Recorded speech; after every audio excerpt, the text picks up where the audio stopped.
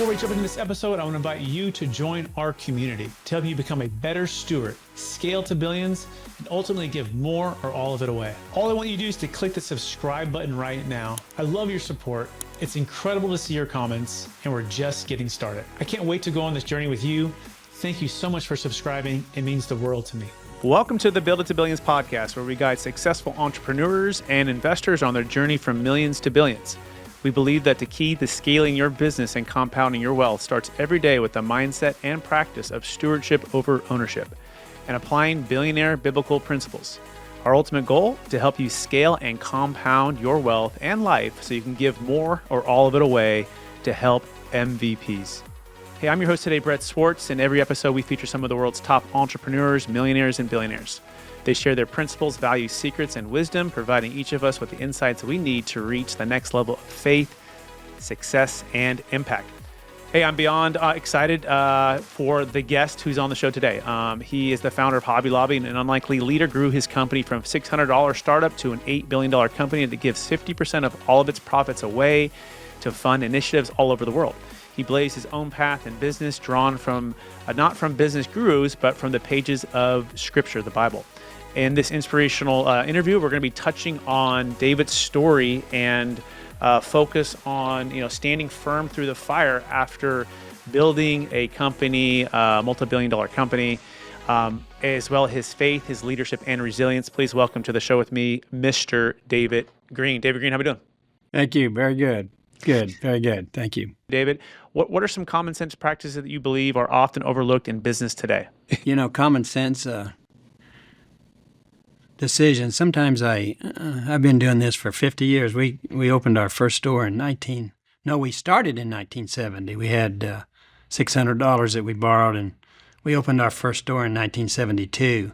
And it's amazing how many times, even today, I will find things that I've been doing for a long, long time, and it's just there's a more common sense way to do it. So obviously, common sense works, and sometimes we just need to do more thinking. But some of the things that we do, of course, that's kind of different, is we're closed on Sunday. And we're closed on Sunday. We're closed at 8 o'clock at night. I was open for a while on Sunday, and we just felt the Lord was really dealing with us. And so, by the way, I wasn't strong enough to close. I don't know, we had maybe 400 stores at the time. I just didn't wake up one morning and close them. I did it kind of one state at a time. It's sort of of little faith. But anyway, we know that it was what God wanted us to do, and we know it's the right thing. And a lot of that has to do with the Scripture, but it also has to do with family. Because I think one of the things that we need to know is that we need to care about those that work for us. It's easier just to think about the profit, and you've got to survive to employ people, but you also need to make sure that you're doing everything you can and being fair with all your employees. And so we try to do that. Do we always? I'm not sure. We have about 45,000 employees, but we want to make sure our minimum wage is $18.50. We want to raise that and plan to real soon.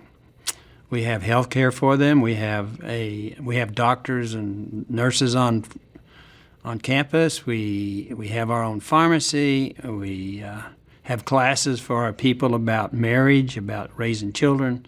So I think it's important for us to really not just say we care about our people, but back it up in the things that we do. And that ultimately leads to higher employee retention, higher employee satisfaction, higher employee, the culture of giving, culture of generosity. I mean, you're living your faith, and you're doing that practically. I think you said that was key here, right? There's a difference between saying it's all God's versus actually living and doing the practical things to prove that faith in action, right? The same thing with your employees. It's easy to say, hey, we're generous and we care about employees. It's another thing to have one of the highest minimum wages, or higher than the minimum wages, right? And provide them these things like healthcare and retirement, and all those things that you have for them. So if you like this little short clip of the interview I just did, click over here to watch the full interview. And please don't forget to subscribe. Thanks so much, everybody.